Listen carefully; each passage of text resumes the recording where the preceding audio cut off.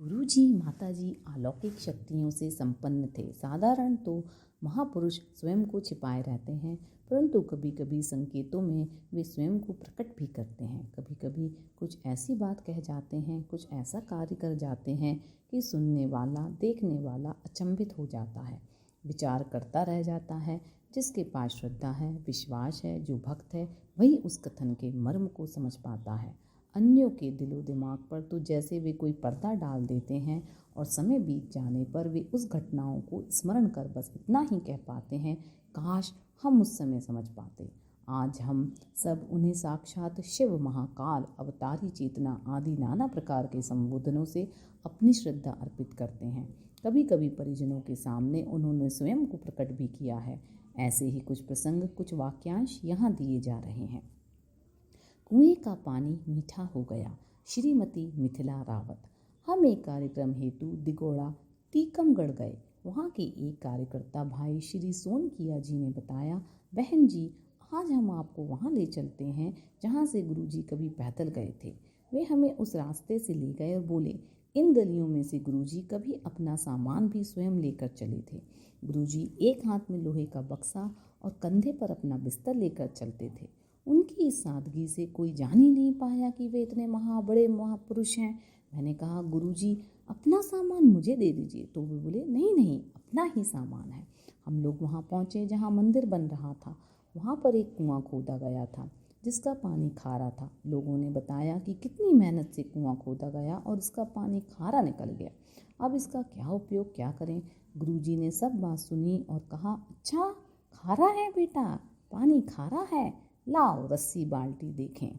गुरुजी ने स्वयं कुएं से पानी निकाला और उसे पिया। फिर बोले, बेटा ये तो मीठा है, कहाँ खारा है, देखो कहाँ खारा है। और उन्होंने सबको थोड़ा थोड़ा पानी पीने के लिए दिया। सबने पानी पिया और सब हैरान रह गए कि खारा पानी मीठा कैसे हो गया। तब सबने गुरुजी की शक्ति को पहचाना और उनकी जय जयकार करने लगे। कोई बीमार है। श्री लीलापत जी। परम पूज्य गुरुदेव एक बार असम के दौरे पर थे। गायत्री परिवार के कार्यकर्ता ने एक गांव में यज्ञ रख दिया। कई बार वहां गया, यज्ञ के बारे में समझाया, किंतु पता नहीं क्यों किसी को कुछ समझ में नहीं आ रहा था। यहाँ तक कि पूज्य गुरुदेव भी उस गांव में पहुंच गए, फिर भी यज्ञ में आने को कोई तैयार नहीं था और ना ही वे आए। पूज्यवर ने सारी स्थिति भांप ली। वहीं आसपास जो ग्रामीण टहल रहे थे उन्हें बुलाकर कहा, इस गांव में कोई वृद्ध बीमार है?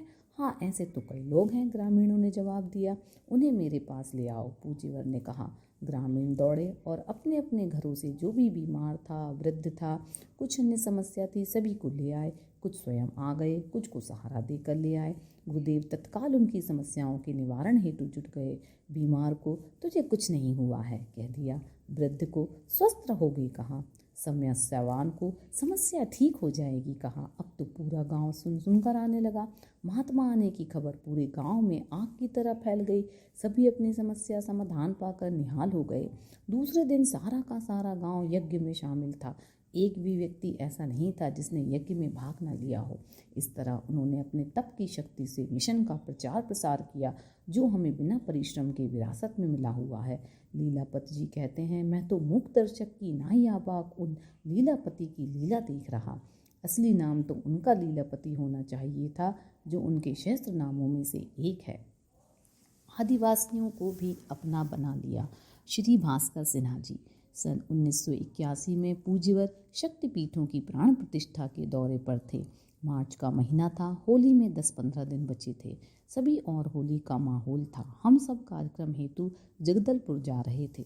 सड़क सुनसान थी। एक स्थान पर पुलिस ने रोका, पूछताछ की व कहा, आगे मत जाओ, आदिवासी लूटपाट करते हैं। लीलापत जी साथ थे। उन्होंने गुरुदेव की ओर देखा। गुरुजी ने कहा, दूसरा रास्ता हो तो देखो। एक दूसरा रास्ता था।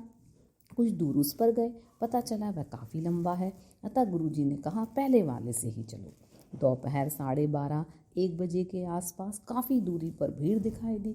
पत्ते लपेटे हुए लगभग 100 से 150 आदिवासियों की भीड़ थी। होली की समय लूट सामान्य बात थी। सभी कंडासा, भाला, तलवार से लैस थे। गाड़ी आगे बढ़ाएं कि पीछे चले, असमंजस था। गुरुजी ने कहा, गाड़ी चलने दो। कुछ दूर पहले गाड़ी खड़ी करना व तुम सब उतरना मत, केवल मैं ही उतरूंगा। उस समय लगा कि गुरुजी कुछ सोच रहे हैं। गाड़ी उनके पास पहुंचने ही वाली थी। गुरुजी हड़बड़ा कर बोले, रोक बेटा, जब तक मैं ना कहूँ तुम लोग उतरना मत। गुरुदेव उतरकर बोनेट के पास खड़े हो गए। राड वगैरह लिए हम बैठे रहे।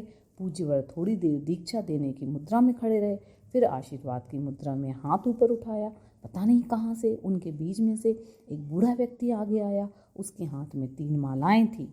वह बूढ़ा दौड़ कर आया और पूज्यवर से 3 कदम दूरी पर दंडवत प्रणाम की मुद्रा में लेट गया। उसे देखकर उसका अनुसरण करते हुए वे सभी दौड़े और सबने साष्टांग प्रणाम किया। स्थिति एकदम भिन्न हो गई, जैसे जादू हो गया हो। गुरुदेव ने उन्हें कार्यक्रम में आने के लिए निमंत्रित किया। उस स्थिति से निपटने में हम लोगों को 1-1.5 घंटा लगा, पर जब हम कार्यक्रम स्थल पर पहुंचे तो देखकर अचंभित रह गए।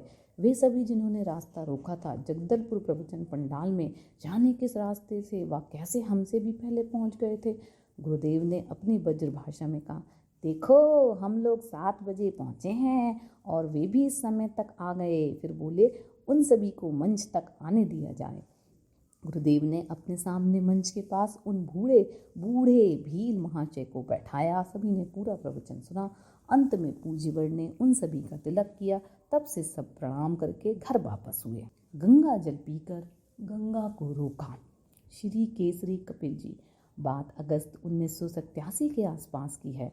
पूज्य गुरुदेव ने मुझे बुलाकर कहा, बेटे मुझे गंगा जल पीने का मन है। माता जी से पात्र लेकर गंगा जल ले आ। मेरे द्वारा लाया गया। गुरुदेव लेंगे यह सोचकर खुशी से दौड़ा हुआ भागा और कैन में जल भरकर लेने गया। गिलास में जल भरकर पूज्य गुरुदेव को देकर लौटने लगा। गुरुदेव ने जल पीते हुए कहा, रुक जा। मैं कमरे के दरवाजे पर रुक गया। मुझे खड़ा देखकर गुरुदेव बोले, तुम्हें नहीं रोक रहा हूँ, जाओ। मैं जल भरा कैन वहीं छोड़कर आ गया। उसी वर्ष दिसंबर में पूर्णिया जिले के तेलदिया गांव में प्राण प्रतिष्ठा के लिए मुझे भेजा गया। उन्हीं दिनों समाचार पत्रों में उत्तरी बिहार में भयावह बाढ़ के समाचार आ रहे थे, जिनके अनुसार आज़ादी के बाद बने उत्तरी बिहार की नदियों के अनेक तटबंध टूट गए थे। जान माल की भारी क्षति हुई थी।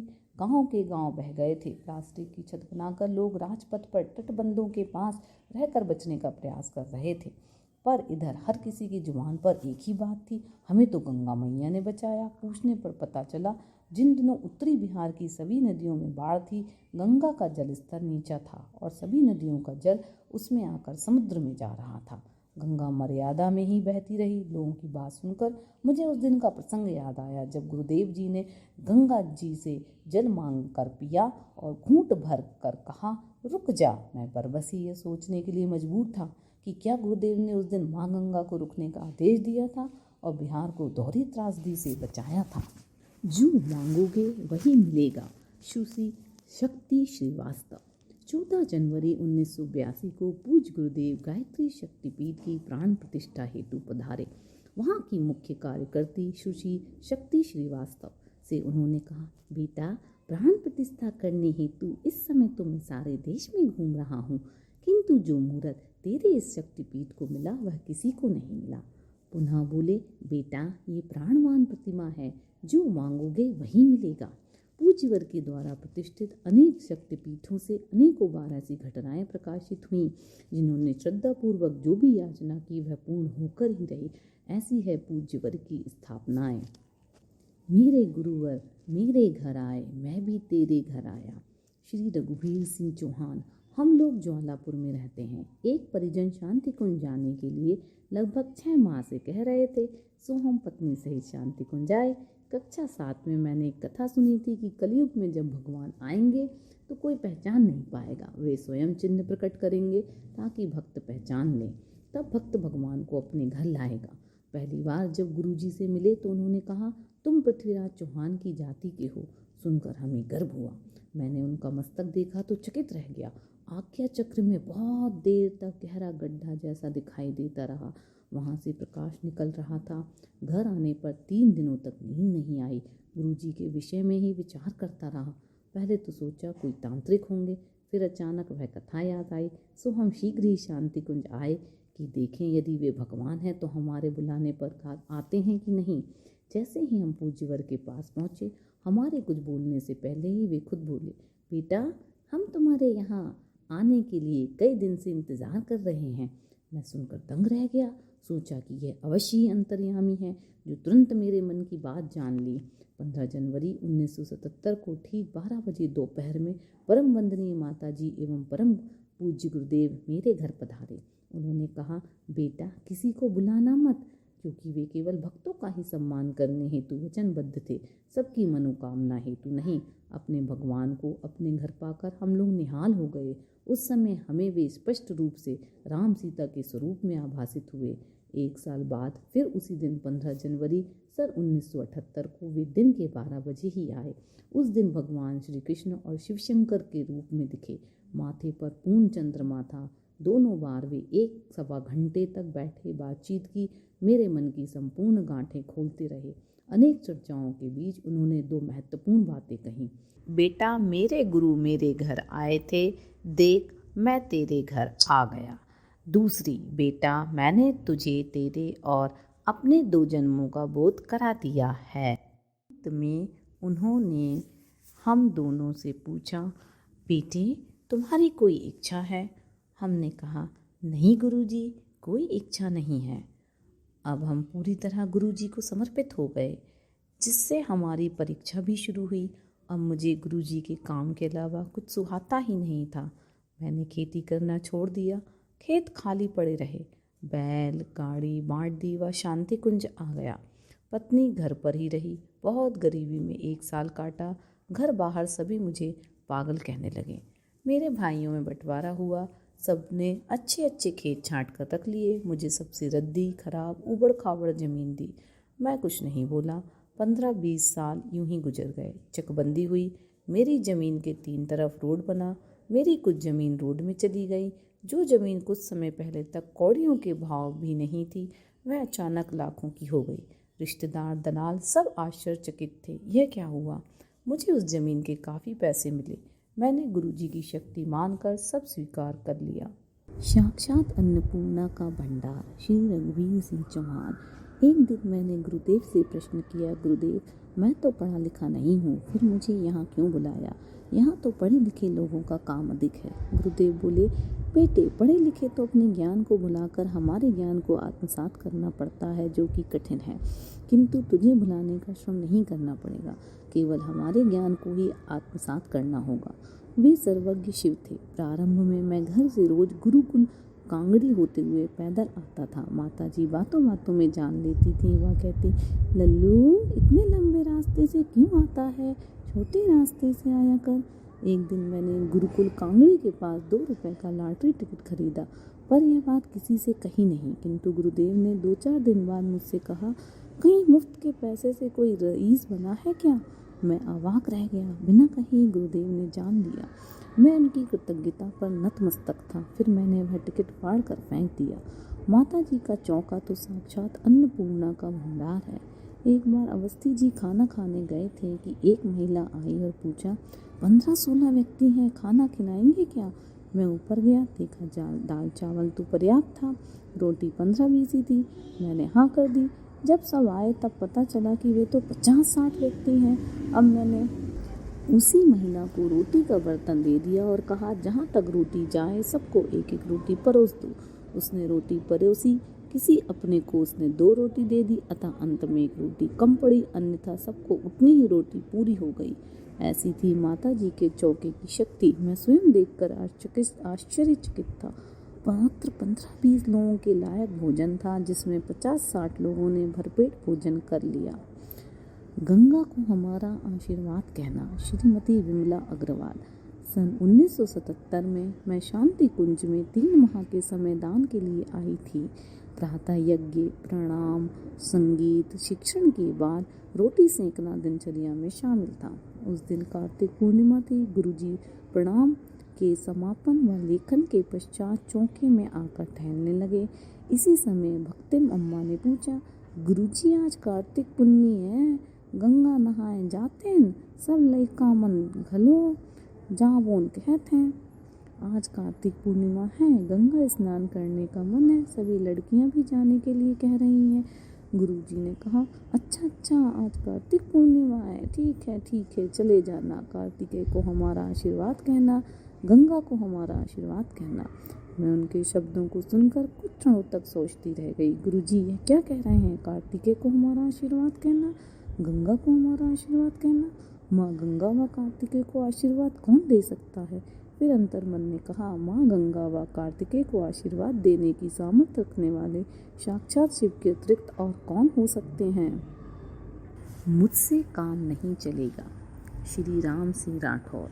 मैंने शांति कुंज में गुरुवर से भेंट के समय सामूहिक सभी चर्चा की समाप्ति के पश्चात कहा, गुरुदेव मुझे भगवान को देखने का मन कर रहा है, क्या आप दिखा देंगे? गुरुजी ने बड़े सहज भाव से कहा, क्यों बेटा, मुझसे काम नहीं चलेगा?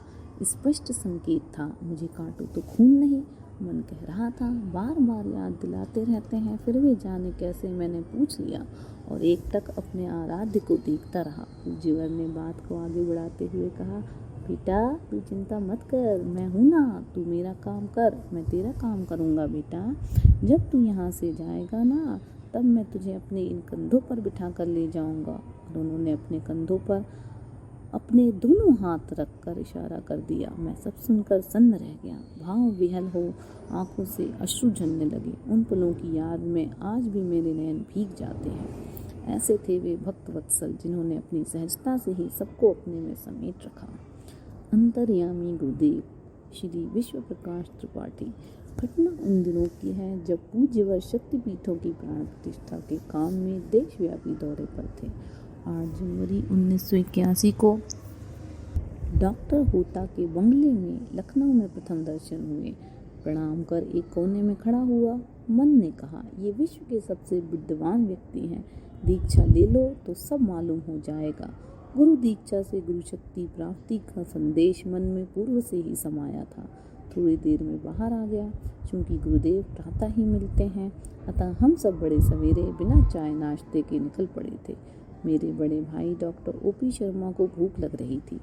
अंदर गुरुजी ने श्री कपिल जी से कहा, जाओ डॉक्टर ओपी को भूख लग रही है, उसे फल निकाल कर दे दो। श्री कपिल जी ने फल ला कर दी और बताया कि डॉक्टर साहब को भूख लग रही थी, अतः गुरुजी ने भेजा है। हम दोनों भाई आश्चर्य में थे। हमने तो किसी को कुछ कहा नहीं, उन्हें कैसे पता लगा कि हम भूखे हैं। थोड़ी देर में गुरुदेव बाहर आए व बोले, हम डॉक्टर ओम प्रकाश की गाड़ी में जाएंगे, ओपन गाड़ी में नहीं जाएंगे। उन्हें अयोध्या जाना था। डॉक्टर ओम प्रकाश मन ही मन सोच रहे थे कि पूज्यवर हमारी गाड़ी में चलते तो कितना अच्छा होता, किंतु संकोचवश कह नहीं पा रहे थे। साथ ही व्यवस्था में हस्तक्षेप भी नहीं करना चाहते थे। इतना सुनते ही उनका मन बाग बाग हो गया व हम सभी अयोध्या पहुँचे। गुरुदेव ने कहा, बेटा श्रद्धा ही वह शक्ति है जिसके माध्यम से व्यक्ति भगवान से जुड़ता है। अतः जो लोगों में श्रद्धा जगाता है वह सबसे अच्छा है, किंतु जो उसे तोड़ता है वह हमारा शत्रु है। तभी हमने श्रद्धा का महत्व समझा। शक्तिपीठ अयोध्या की प्राण प्रतिष्ठा के समय पूज्यवर ने स्पष्ट किया, बेटे ऋषि विश्वामित्र जब अयोध्या आए थे तब इसी जगह पर ठहरे थे। चूँकि विश्वामित्र ऋषि गायत्री मंत्र के प्रणेता हैं, अतः तभी राम जी ने संकल्प लिया था कि यहाँ गायत्री मंदिर बनेगा। आज वह संकल्प पूर्ण हुआ। त्रेता की बातें गुरुदेव को कैसे मालूम? 8 जनवरी 1981 के प्रथम मिलन के बाद मैं लगातार पूज्यवर के संपर्क में रहा। अखंड ज्योति पढ़ता व प्रचार प्रसार करता। शांति कुंज कई बार आया व गुरुदेव से मिलता रहा। मन में प्रश्न उठते रहे कि जिस प्रकार मानव दिनों दिन संवेदना विहीन होता जा रहा है, मानवता की रक्षा कैसे होगी?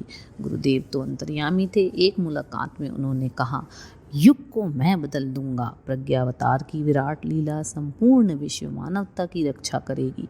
मेरा समाधान हो चुका था। वसंत पर्व सन 84 को मैंने जीवन दान दे दिया, किंतु तब मुझे अनुमति नहीं मिली। मैंने तो संकल्प ले लिया था, सो तब से शांति कुंज का कार्य करता हूँ। गिरा अर्थ जल बीची सम। डॉक्टर अमल कुमार दत्ता। उन दिनों मैं सिविल सर्जन था। पूज्यवर कार्यक्रम हेतु दौरे पर थे। इस बीच में शांति कुंज आया। माताजी अकेले ही बैठी थी। मैंने श्रद्धापूर्वक उन्हें प्रणाम करते हुए कहा, माताजी मेरा मन गुरुजी को प्रणाम करना चाहता है, मैं उन्हें प्रणाम करने को व्याकुल हो रहा हूँ। सुनते ही माताजी बोली, बेटा तू गुरुजी को ही प्रणाम कर रहा है, वे तुम्हारा प्रणाम स्वीकार भी कर रहे हैं। इसके साथ ही मुझे वहाँ गुरुवर की स्पष्ट अनुभूति हुई। मैंने तुरंत दाएं बाएं देखा, पर स्थूल में तो केवल माताजी ही बैठी थीं। उस समय मैंने तुलसी के इस दोहे की सार्थकता को स्वयं अनुभव किया और दोनों की छवि हृदय में लिए नीचे उतर आया। गिरा अरथ जल बीची सम, कहियत भिन्न न भिन्न, बंदो सीता राम पद जिन्हें परम प्रिय खिन्न। तेरे शिव पार्वती हम ही हैं। श्री महेंद्र शर्मा जी। ऐसे ही एक प्रसंग और हैं। उन दिनों में शांति कुंज में निर्माण विभाग में था। मजदूरों के साथ 24 बार गायत्री मंत्र बोलता था तथा उन्हें बताता था कि पूज्यवर साक्षात शिव के अवतार हैं। एक बार कुछ मजदूरों ने कहा, भाई साहब, हम लोग नीलकंठ ऋषिकेश के पास एक तीर्थ स्थली है, जा रहे हैं, आप भी चलिए ना, पिकनिक भी होगी, आप भी होंगे तो बहुत अच्छा लगेगा। मैंने उनसे कहा, मुझे गुरुदेव ने मना किया है, कहा है उत्तर दिशा में नहीं जाना। वे सभी मन मार कर चले गए। कुछ वर्ष बाद मेरे मन में भी इच्छा हुई, माता जी के पास गया। वहाँ 10-12 बहनें बैठी हुई थीं। मैं वापस जाने लगा। माता जी ने कहा, लल्लू जाना नहीं, 1 मिनट रुको, क्यों आए हो? मैंने कहा, माता जी नीलकंठ जा रहा हूँ। क्या है वहाँ? माता जी ने पूछ लिया। मैंने जवाब में कहा, माता जी शंकर जी का सिद्ध पीठ है। माता जी गंभीर हो गईं व कहा, ना बेटे, तू मत जा, तेरा अगर श्रद्धा विश्वास है तो तेरे शिव पार्वती हम ही हैं। मैं चंबित होकर माता जी को एकटक निहारने लगा और मन में सोचा, अब कहीं नहीं जाना।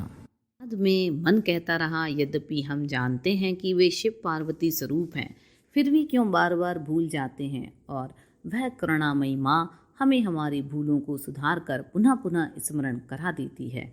एक प्रसंग और भी है। बात सन 74-75 की है। उन दिनों हम भिलाई में रहते थे। श्री गजाधर सोनी व मैं शांति कुंज आए हुए थे। चर्चा के दौरान श्री सोनी जी ने कहा, गुरुजी का इतना साहित्य है, हम लोग कैसे पढ़ पाएंगे? गुरुजी केवल ऐसी 20 पुस्तकें बता दे जो हम पढ़ सकें, तब गुरुजी से कभी भी कोई मिल सकता था। मैंने कहा, चलो गुरुजी से ही पूछेंगे। दोनों गुरुजी के पास पहुँचे। उन्होंने स्वयं ही कहा, कैसे आए हो बच्चों, कुछ पूछना है तो पूछो।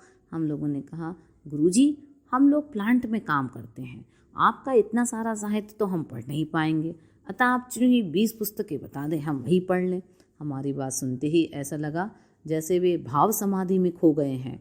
फिर कुछ क्षण बाद कहा, बेटे, तुम लोग केवल 2 ही पुस्तकें पढ़ लो, एक है श्रीमद् भागवत और एक रामचरितमानस। और उठकर वहीं कमरे में चक्कर लगाने लगे। लगा कि वे भाव समाधि से जागृत होकर कुछ बताना चाह रहे हों, और 2 चक्कर लगाने के बाद कहा, इसमें हमारा सारा जीवन, हमारी सारी योजना लगी है। हम लोग हतप्रभ से रह गए। तर्क कब ईश्वर को पहचान सकता है? कुछ समझ नहीं पाए। 2 किताब पढ़ने की बात मानकर घर आ गए। मैंने पत्नी को उनकी बात बताई। श्रद्धा से सृष्टा कैसे छुपते? पत्नी ने कहा, आपने इस पर सोचा नहीं, वे स्वयं ईश्वर हैं, राम व कृष्ण स्वरूप, इसलिए ही तो भागवत व मानस पढ़ने को कहा है। वह यही हमारी योजना भी है। मुझे लगा यह ठीक तो कह रही है, पर मैं कैसे नहीं समझ सका।